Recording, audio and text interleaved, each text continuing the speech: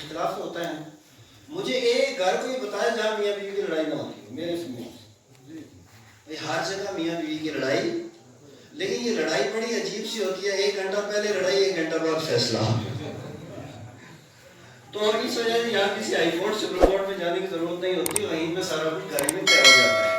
لڑائی تو ہوتی ہے, اور کبھی لڑائی چھوٹی ہوتی ہے اور کبھی تھوڑی لڑائی زیادہ بڑھ جاتی ہے, لیکن لڑائی ہوتی رہتی ہے, ہر گھر میں ہوتی ہے, کوئی خاص مسئلہ نہیں.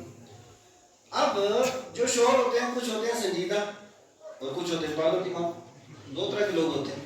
اچھا جو سنجیدہ ہے وہ ٹیکل کر لیتے ہیں, لیکن جن کا دماغ ہی بالکل پہلے سے خراب ہے تو اور زیادہ خراب ہو جاتا ہے, اس کے بعد زیادہ خرابی ہوتی ہے. شریعت ہمیں کیا کہتی ہے, تو آپ پڑھیں دوسرا پڑھا پڑھیں. شریعت ہمیں یہ کہتی ہے کہ اگر دونوں میاں بیوی کا آپس میں اختلاف ہو جائے تو اختلاف ہونے جانے کے بعد انہیں پہلا مرحلہ کیا ہے کہ وہ اسے سمجھائے. پہلا مرحلہ کیا ہے, بیوی کو سمجھائے. اچھا نہیں سمجھتی, اب دوسرا مرحلہ یہ ہے کہ تھوڑا 2-4 تھپڑ. سمجھتی کیوں نہیں تم؟ اچھا سمجھاتے سمجھاتے اسے 15 دن گزر جائیں گے, اور اس کے بعد اگر تھپڑ مارے چلو تھوڑا بہت ادھر ادھر وہ کہیں اٹھے گی, اس طرح 15 دن اور گزر جائیں گے, 1 مہینہ.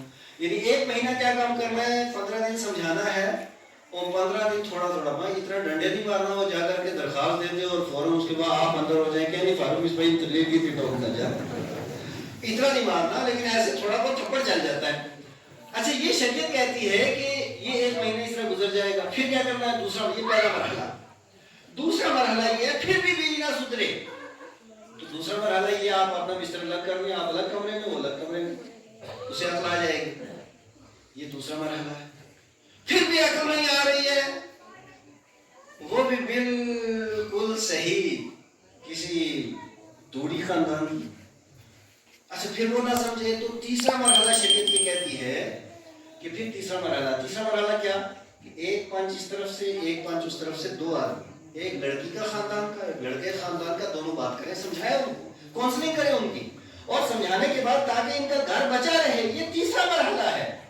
اب مجھے بتائیے کہ یہ جو 3 مرحلے ہیں اس میں کم سے کم 3 مہینے گزر جائیں, 3 مہینے.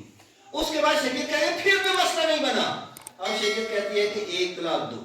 کتنے طلاق ہیں, 1 طلاق دو. یہ 3 مہینے کے بعد, پہلے 3 مہینے کوشش کر لی, اس کے بعد 1 طلاق دو, اور 1 طلاق دینے کے بعد 1 مہینے چپ. پھر اس کے بعد اگر نہیں سدھر رہی ہے بیوی تو پھر دوسری طلاق دو, اور دوسری طلاق دینے کے بعد پھر 1 مہینے چپ.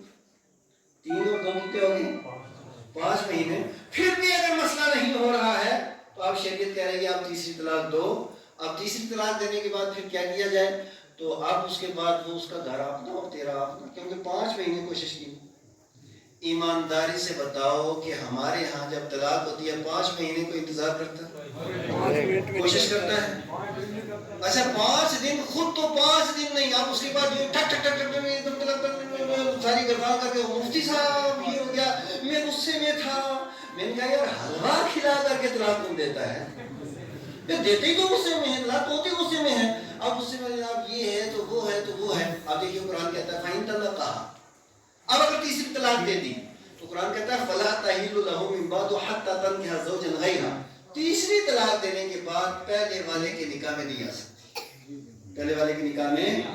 اگر بہت زیادہ مجبوری ہے تو قرآن کہتا ہے ہاں مجبوری ہے تو پھر ایک کام کرو, کام یہ کرو عدت پوری ہو جائے, اور عدت پوری ہو جانے کے بعد پھر وہ کسی کے ساتھ نکاح کرے اور وہ اس کے ساتھ غربت بھی کرے.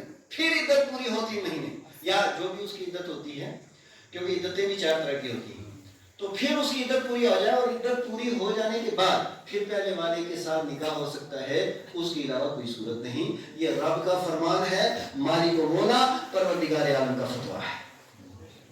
ایمانداری سے بتائیے جس وقت ہمارے یہاں طلاق ہوتی ہے کیا اس کے اوپر عمل ہوتا ہے, بتائیں.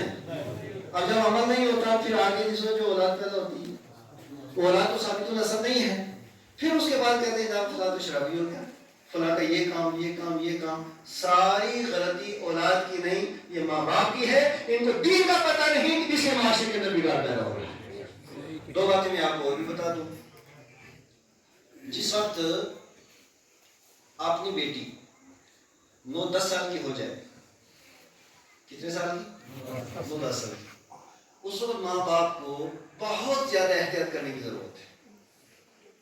حد سے زیادہ احتیاط کرنے کی ضرورت ہے اپنے گھر کے اندر.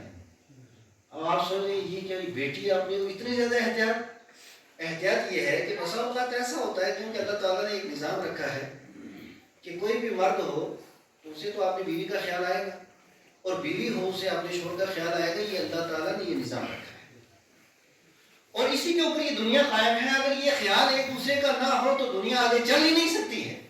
یہ اللہ نے ایک نظام رکھا ہے. اب مسئلہ سنو، اور مجھے لگتا ہے یہ پہلی بات سنیں،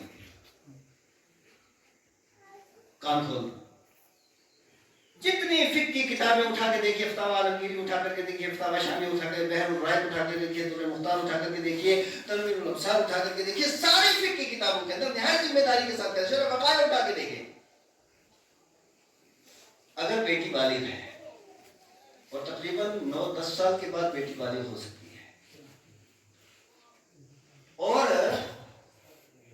اگر باپ، بیٹی کا جو باپ ہے، ہم سب، اگر اس کے ذہن کے اندر اپنی بیوی کا خیال آتا ہے اور وہ اسی حالت میں، شرم کی حالت میں، اور بھول کر کے بھی اگر اپنی 10-12 سال کی بیٹی کے ساتھ ہاتھ لگ گیا، بیوی ہمیشہ کے لیے حرام ہو جاتی ہے.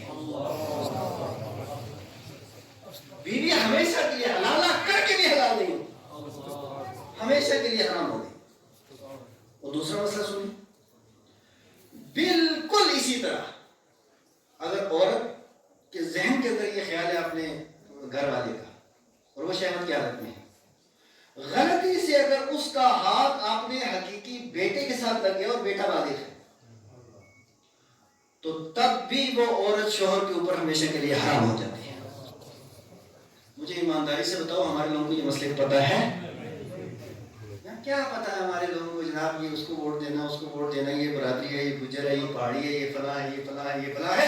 اسی کے اندر زندگی تباہ کر دی اور اللہ کا دین سیکھنے کی کوشش نہیں.